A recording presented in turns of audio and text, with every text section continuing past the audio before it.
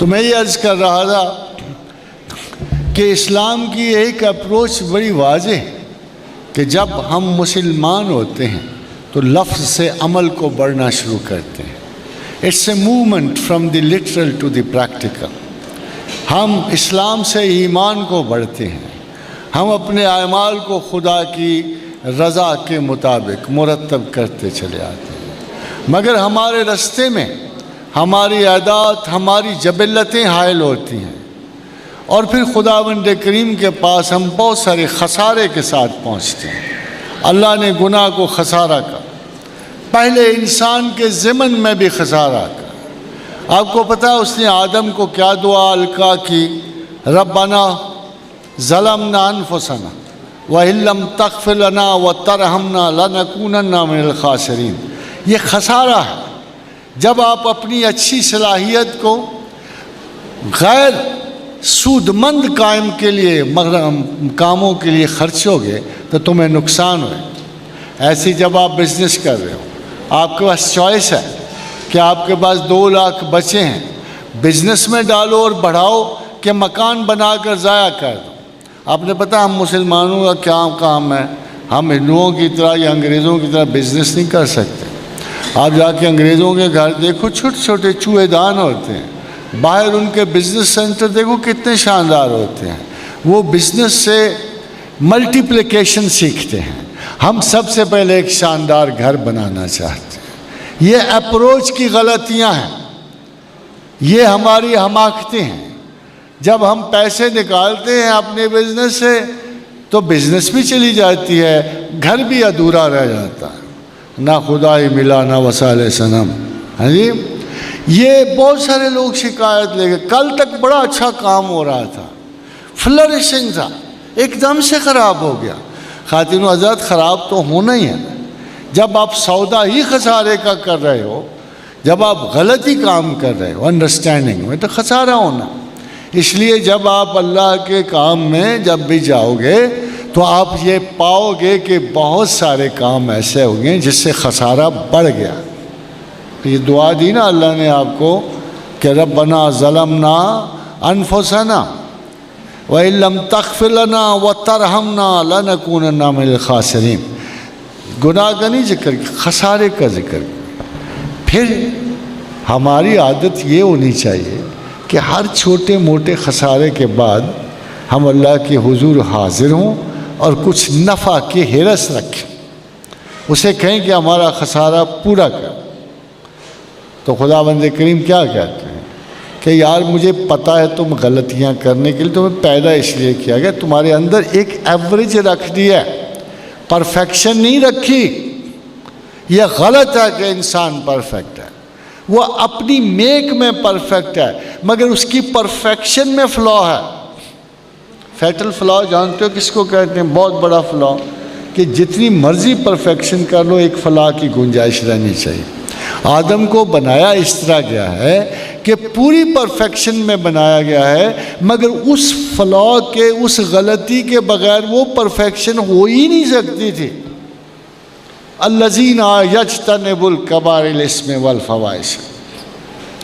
دیکھا, بڑے بڑے اگر گناہوں سے پرہیز کرو نا تو چھوٹے چھوٹے تو تم ٹھہرو گے. لم کہتے ہیں وقفے کو, الا اللمم, چھوٹے چھوٹے وقفے میں. ہر وہ گناہ جو چھوٹے وقفے کے لیے ہے قابل معافی. وَلَمْ يَسِرُوا أَنفُسَهُمْ. ہاں, جس چیز پہ نفس اصرار کرے, بار بار دہرائے, لپیٹ کے تمہیں لے جائے, وہ بڑا گناہ. بڑے سے بڑا گناہ اگر ایک چھوٹے سے وقفے میں ہو اور اس کے بعد تعصفات کا اظہار ہو, ندامت ہو, توبہ ہو, رجوع ہو, تو وہ چھوٹا گناہ ہے. اور چھوٹا سا گناہ جو مسلسل ہو, متواتر ہو, ضد کی طرح آپ کے اندر اڑ جائے, وہ بڑا گناہ. العین من الجملۃ الوطنات. سید حجویر نے کہا کہ جب ایک نقطہ پہلے پڑتا ہے کسی کے دل پہ, العین من الجملۃ الخطرات, ایک خطرے کی طرح پڑتا ہے, پھر توبہ سے, وظائف سے, رجت سے وہ خسارہ پورا ہو جاتا, دل صاف ہو جاتا. والغین من الجملۃ الوطنات. مگر جیسے کوئی چیز غلیظ تر ہوتی جائے، وہ ایک نقطہ بڑھ کے غلاظت کا اجتماع ہو جائے۔ آپ کو پتہ ہے کینسر یہی ہے کہ جن ڈیڈ سیلز کو ڈیڈ ہونا چاہیے، توبہ کے سیلز کو ختم کر دیتی ہے۔ یہ ایک ایسا مرض جو آپ کے اندر توبہ کے وجود، خطا کے اصرار اور احساس کو ختم کر دے، وہ ایک ناقابل تلافی حد تک آپ کو خسارے میں ڈال دیتا ہے۔ خدا کو پتہ ہے کہ آپ نے غلطیاں کرنی ہیں، وہ معاف کرنے میں تیار ہوتا ہے۔ ایک لمٹس ہوتی ہیں۔ آپ وہ خطا نہ کرو جس پہ اس نے اصرار کیا ہوا ہے کہ نہ کرو۔ جس چیز پہ وہ اصرار کرتا ہے کہ نہ کرو خطا، آپ وہ نہ کرو، اور آپ جتنی خطائیں ان کے بیچ لے کے جاؤ گے وہ معاف کر دے گا۔ اس نے کہا تل کا حدود اللہ ہے۔ دیکھو آپ بندگان خدا، چھوٹی موٹی خطا کر کہیں حد نہ ٹاپ جانا، یہ حدود ہیں، ان کو نہ ٹاپ جانا۔ تل کا حدود اللہ ومن یتعد حدود اللہ فاولئک هم الظالمون۔ اگر تم نے ان حدود سے تجاوز کیا تو تم ظالموں میں سے ہو۔ آگے نہ بڑھنا، بس یہاں تک رہ جاؤ، میں تمہاری ساری مستیاں خرمستیاں برداشت کر لوں، میں تمہیں معاف کر دوں۔ اتنا بڑا وعدہ ہے معاف کرنے کا، تو آپ سوچ بھی نہیں سکتے ہو۔ اگر آپ واقعی قرآن پہ غور کرتے تو پتہ نہیں کتنی خوشی سے کتنی چھلانگیں مار رہے ہوتے، ناچ کود رہے ہوتے روز۔ اتنا بڑا وعدہ ہے۔ قل یا عبادی الذین اسرفوا علی انفسہم، کہہ دے میرے بندوں کو تم نے بڑا اسراف کیا، بے جا خرچتے رہے، شہوات میں خرچہ، پھیپھڑے خراب کر لیے، سارے مرض میں نے نہیں لگائے، اسراف ذات کی وجہ سے تمہیں۔ قل یا عبادی الذین اسرفوا علی انفسہم لا تقنطوا من رحمت اللہ، مگر اللہ کی یاد سے مایوس نہ ہونا۔ خدا کی یاد سب سے بڑا، خدا کی یاد سے اور خدا کی مغفرت سے اور رحمت سے مایوس ہونا زمین و آسمان کا سب سے بڑا کفر ہے۔ سب سے بڑا کفر یہ ہے کہ آپ اللہ کی رحمت سے مایوس ہو، پھر خودکشی کے سوا کوئی چارہ نہیں آپ کے پاس، پھر مر جاؤ۔ جو اللہ کی رحمت سے مایوس ہے اس کی موت اس کے حق میں اس کی زندگی سے بہتر ہے۔ کیوں بھائی؟ وہ آپ کو اتنا بڑا وعدہ دے رہا ہے، اتنا، میں تو حیران ہوں اللہ میاں اتنی رعایتی کیوں دیتا ہے۔ اگر میں مولوی ہوتا تو میں کہتا اللہ میاں تو خام خواہ چوڑ کرنا ہے پہ بندیاں خوار پہ کرنا ہے نا، انہوں تو ایڈی رعایتیں دے کے آپے تو خراب کرنا ہے۔ کہتا ہے ان اللہ یغفر الذنوب جميعا، ان اللہ یغفر الذنوب جميعا، مجھے عزت و جلال کی قسم ہے بلا شک و شبہ یہ سن لو، یہ سن لو، اللہ کہتا ہے بلا شک و شبہ سن لو، میں تمام گناہ معاف کرتا ہوں، جميعا، ٹوٹل، ہر وہ گناہ جو تمہارے تصور میں، سارے گناہ معاف کرتا ہوں۔ اس لیے میں کوئی انسان تو نہیں ہوں نا، میں اللہ ہوں نا۔ تو اس نے کہا میں انہ هو الغفور الرحیم، میں پھر کاہے کا غفور الرحیم ہوں اگر میں نے تمہارے گناہوں پہ حد لگا رکھی ہو تو؟ سوچتے ہو، غور کرتے ہو؟ اگر میں نے انسان کی خطا پہ حد لگا رکھی ہو تو میں کہاں کا غفور الرحیم ٹھہروں گا؟ مگر وہ کہتا ہے کہ دیکھو، اب دیکھو دوسری آیت، میں نے آپ سے کہا جب اس نے کہا تلک حدود اللہ ومن یتعد حدود اللہ فاولئک هم الظالمون، یہ ایسے نہ ہو کہ ظالم ہو جاؤ، پھر اگر آپ ظالم ہو گئے تو کیا خیال ہے؟ پھر پناہ نہیں ہے۔ اگر آپ ظالم ہو گئے تو پھر بخشش نہیں ہے۔ ذرا غور کرو اللہ کیا کہتا کہ ظلمت کی مثال اس نے دی ہے، حضرت یونس بن متی کے واقعے میں مثال دی۔ مچھلی کا پیٹ، غلاظت، عفونت، بدبو کا ڈھیر، کوئی پاکیزگی نہیں، سانس کشیدہ پیمبر اس مچھلی کے پیٹ میں، 3 دن 3 راتیں وہ وہاں رہے، جسم گل سڑ گیا ہے، کوئی زندگی کی رمق نہیں اس اندھیرے میں، خود خدا اسے کہتا ہے فنادا فی الظلمات، اس تاریکی میں پیغمبر آواز دیتے ہیں فنادا فی الظلمات ان لا الہ الا انت سبحانک انی کنت من الظالمین۔ آپ نے دیکھا لفظ کیا استعمال کیا؟ میں ظالموں میں سے، میں ظالموں میں سے، انی کنت من۔ اب وہ دیکھا پہلے انہوں نے کیا حد کراس کی تھی؟ کچھ بھی نہیں، مگر پیغمبر کی ہلکی سی خطا بھی ہے وہ باقی گناہوں سے بدتر ہوتا۔ غصے میں آ گئے تھے، صاحبان کا اعصاب سر پہ کھڑا تھا، قوم کو بددعا دے کے نکل آئے تھے اور گمان کیا کہ اس قوم نے مجھے بڑا جھٹلایا ہے، اب اس کا انجام یہی ہونا چاہیے۔ صاحبان سر پہ آ کے کھڑا ہو گیا، آپ نکل آئے۔ پیچھے ان کے خلیفہ نے کہا پیغمبر بددعا دے کے نکل گیا ہے، اب تمہاری کوئی بچت نہیں، ایک چانس ہے، ایک چانس۔ وہ یہ ہے کہ اس کھلے میدان کو نکل جاؤ، سر ننگے کر لو، بدن ننگے کر لو، جانور ساتھ لے جاؤ، ہر پالتو شے کو لے جاؤ، صرف آہوزاری کرو، یونس کا حوالہ دو، اسی کی خاطر پناہ مانگو، خدا تمہیں معاف کر دے۔ قوم یونس چلی گئی، حمص اور بلباک چلے گئے۔ جب وہ چلے گئے اللہ نے معاف کر دیا۔ صاحبان حضرت یونس کو اطلاع ملی کہ عذاب تو کوئی نہیں آیا، یہ تو غصے سے بھر گئے، کہا سبحان اللہ۔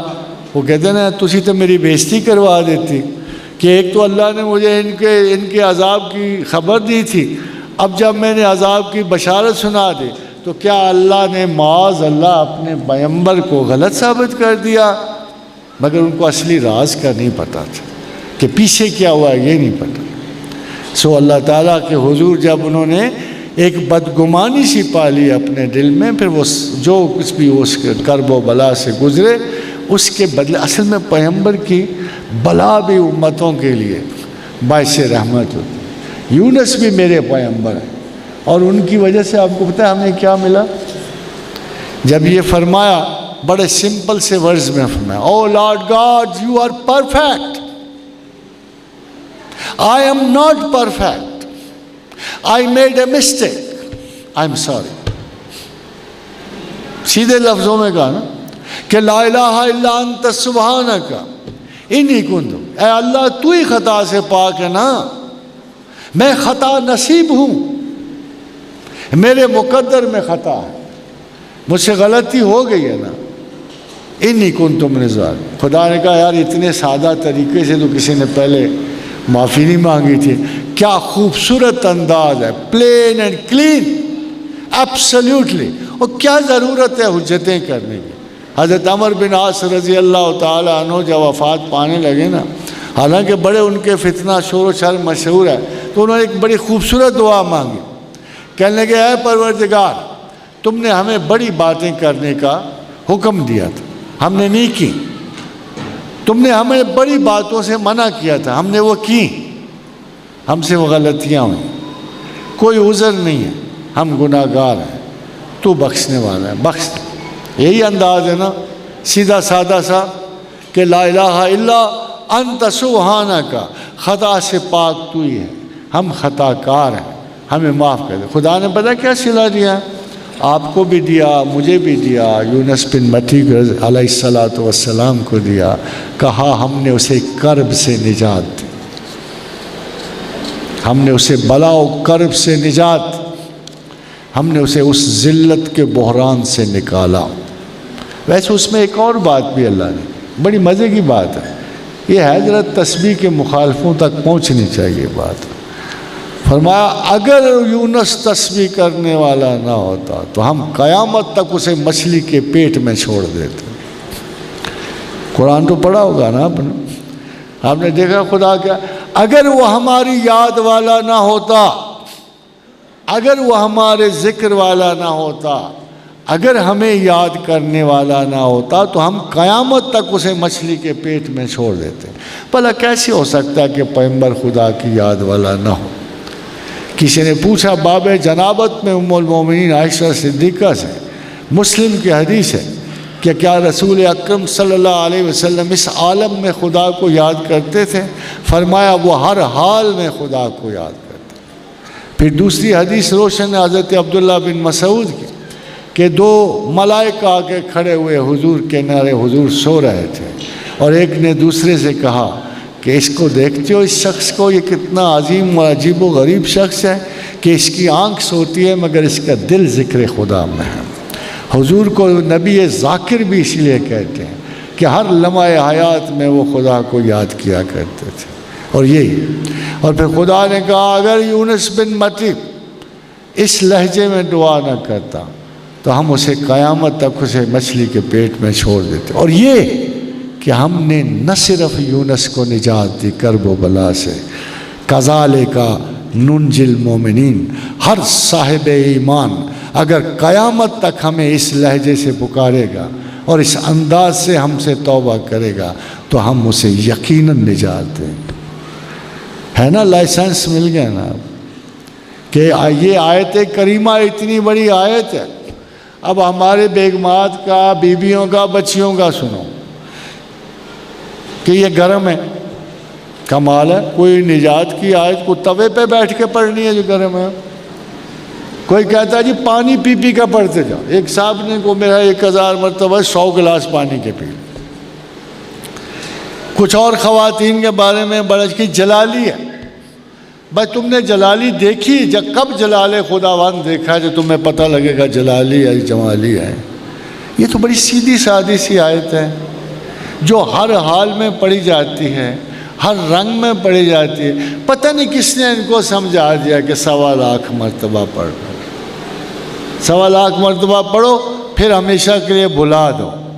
ام المومنین عائشہ صدیقہ سے کسی نے پوچھا رسول اللہ صلی اللہ علیہ وسلم کو سب سے اچھی بات کون سی لگتی تھی؟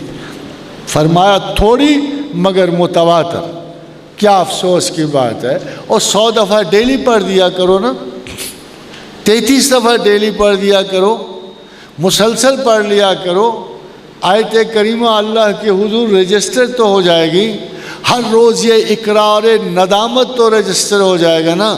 انہ اواب تو ہو جاؤ گے تم، رجت تو کرو گے خدا کی طرف۔ اے خواتین و حضرات، اپروچ پوچھتے ہو نا، اپروچ، تو اپروچ یہ ہے جو اللہ نے کہی کہ فَاذْكُرُوا اللَّهَ كَذِكْرِكُمْ آبَاءَكُمْ، مجھے ایسے یاد کرو جیسے آبا و اجداد کو کرتے ہو، ماں کو جیسے یاد کرتے ہو، باپ کو کرتے ہو، نسلوں کو یاد کرتے ہو، بڑے تفاخر سے یاد کرتے ہو، بڑی تمکنت سے یاد کرتے ہو، بڑے ناز و ادا سے یاد کرتے ہو، بڑے دعووں سے یاد کرتے ہو، ماں کو بڑی محبت سے یاد۔ 10,000 رکشہ میرے پاس سے گزرتا ہے ڈیلی، کوئی 10,000 بسیں گزرتی ہیں، سب کے اوپر لکھا ہے ماں کی دعا جنت کی ہوا، لکھا ہوتا نا، ماں کی دعا جنت کی ہوا۔ اور بھائی اتنا پیار ہے تمہیں ماں سے، اتنا پیار ہے تمہیں سے، وہ خدا کہتا ہے فَاذْكُرُوا اللَّهَ كَذِكْرِكُمْ آبَاءَكُمْ۔ بیچارے باپ کی ایسی سختی آئی ہوئی، کسی ٹرک پر نہیں لکھا ہوتا باپ کی دعا۔ تم نے دیکھا مادرانہ اور پدرانہ نظام کی جنگ کا حال دیکھا، چونکہ باپ حکومت کرتے ہیں نا، بچے باپ کی حکومت سے تنگ ہوتے ہیں، اس لیے باپ کا نام ہی کوئی نہیں، کسی ٹرک پہ کم ہی نظر آتا، کسی رکشے پہ کم نظر۔ اوپر سے ماں نے ہلکے ہلکے کینچی مارتی، میں تو بڑی مہربان ہوں، تیرا باپ سختی کرنے والا۔ وہ نتیجہ یہ ہوتا ہے آخر میں بچہ جو ہے وہ ماں کی تو جذباتیت عبادت تک محبت قبول کر رہا ہوتا ہے، مگر باپ کا نام نشان ہی کوئی نہیں۔ مگر آپ کو ایک بات کا پتہ ہے، حضور صلی اللہ علیہ وسلم کی حدیث مبارکہ کہ بچوں کے حق میں سب سے زیادہ باپ کی دعا قبول ہوتی ہے۔ کسی بیٹے کی خواہش ہوئی کہ باپ سے جا کے کہ ابا تو میرے لیے دعا کرتی، دعا حضور حق میں زیادہ قبول ہے، باپ کی پرواہ کو نہیں کرتا۔ یہ دو نظام ہیں، پدرانہ نظام اور مادرانہ نظام۔ اس نظام میں یہ سب سے بڑی ناانصافی ہے جس کی خدا اجازت نہیں دیتا۔ تم عورتوں پہ جبر کرتے ہو، شروع میں جب تم جبر کرتے ہو، ان کے حقوق غصب کرتے ہو، ان کو دبائے رہو گے، وہ اس وقت تو تمہاری مانیں گی، مگر جب ان کو اختیار حاصل ہوگا، جب ان کے بچے آئیں گے، وہ پورے زور سے واپس آئیں۔ یہ جنگ مادرانہ اور پدرانہ نظام میں چلتی چلی آئی، میٹرارکل سسٹم اور پیٹرارکل سسٹم ہے۔ اسی لیے پیٹرارکل سسٹم میں بزرگ بوڑھے آخر میں بڑے خوار ہوتے ہیں، بابا کو پوچھتا ہی کوئی نہیں ہے، کوئی پانی نہیں پوچھ رہا، کوئی کہتا ہے خام خواہ کے کھانس کے برا حال کیا ہوا ہے، کہتا ہے بابے کو کسی شیڈ میں چھوڑ دو، اونٹوں کے ساتھ گلہ میں چھوڑ دو۔ یہ اپنے اخلاق کی حفاظت کرو، مہربان باپ بنو، اچھے باپ بنو، اچھے دادا بنو، تو پھر اور بیٹوں کو بیٹیوں کو برابر سمجھو، ان کے شرعی حقوق پورے کرو ان کے جائیداد میں، تو پھر ذرا دیکھنا مسلمان معاشرے میں بیٹیاں کیسے پیار کرتی ہیں باپ سے، مسلمان معاشرے میں بچے کیسے ماں باپ کے ساتھ انس رکھتے ہیں، اور پھر میاں بیوی میں کیسے انس ہوتا ہے۔ اس لیے کہ یہ انس خدا کے حکم سے ہوتا، خدا کے حکم کے بغیر نہیں ہوتا۔ محبت کا خالق خدا ہے، محبت دلوں میں اللہ ڈالتا ہے، اللہم الف بین قلوبکم، اللہ محبت ڈالتا ہے دلوں میں، شیطان نہیں ڈالتا، اللہ ڈالتا ہے، اور کہتا ہے وَلَوْ أَنفَقْتَ مَا فِي الْأَرْضِ جَمِيعًا، ساری زمین کا مال بھی خرچ کر دو تو دو دلوں میں محبت نہیں ڈال سکتے، میں ڈالتا ہوں، میں ڈالتا ہوں۔ یہ جو دعا ہم پڑھتے ہیں اللہم الف بین قلوبنا واصلح ذات بیننا واہدنا سبل السلام، اے اللہ تو ہمارے دلوں میں محبت ڈال دے، تو ہماری ذاتوں کی اصلاح فرما دے، اس لیے کہ محبت کا خالق وہی، محبت دلوں میں ڈالنے والا وہی، محبت کا سب سے مخصوص شعبہ ہے، اور دلوں کا تصرف اللہ کے پاس ہے، دل پہ اللہ کی حکومت ہے۔ دماغ شاید اس نے دو طرفہ مسلک میں ڈال دیا، مگر حضور کا ارشاد گرامی، دیکھنا الیکشن میں کیسے یہ بات سامنے آئی، الیکشن میں دیکھنا اللہ کے رسول نے فرمایا، حدیث قدسی ہے کہ لوگوں کے دل میری دو انگلیوں میں ایسے ہیں، اللہ فرماتے ہیں لوگوں کے دل میری دو انگلیوں میں ایسی ہیں جیسے کھلی زمین پہ پڑا ہوا پر جسے ہوا الٹاتی پلٹاتی، جیسے ہوا الٹاتی پلٹاتی ہے نا دلوں ہاں پر کو، اس طرح اللہ کی دو انگلیوں میں انسانی دل الٹتے پلٹتے ہیں۔ اب آپ دیکھ لینا کس کے حق میں پلٹتے ہیں، کیوں پلٹتے ہیں؟ ود جسمانی محبت کو کہتے ہیں، بتوں سے محبت کو ود کہتے ہیں، خدا اور خدا کے بندوں کی محبت کو محبت کہتے ہیں۔ اس لیے اللہ تعالیٰ نے آپ کو اپنی محبت کو جب بلایا ہے تو جبرن نہیں بلایا، خوف سے کیا آپ نے اس سے عبادت کرنی، وہ یہ کہ صبغۃ اللہ ومن احسن من اللہ صبغۃ ونحن لہ عابدون، عبادت کرنے والے وہ ہیں جو اللہ کے رنگ میں رنگے جاتے ہیں۔ کبھی رنگ سنا ہے؟ خواجہ اجمیر کا رنگ سنا کبھی؟ اس کو رنگ کیا؟